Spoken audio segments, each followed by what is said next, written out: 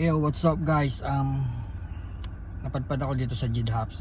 Actually, ito yung area kung saan ako unang dating ko dito ako nakapatira. Typical area to ng mga Bahrainis. Masyado silang mga religious group andito lahat. Jedhabs. Pero may isang restaurant dito ng Indian na lagi kong pinupuntahan.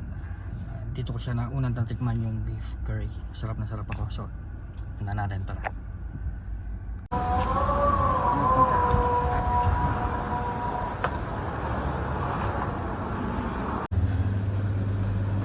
So, ito yun guys. Thanks man.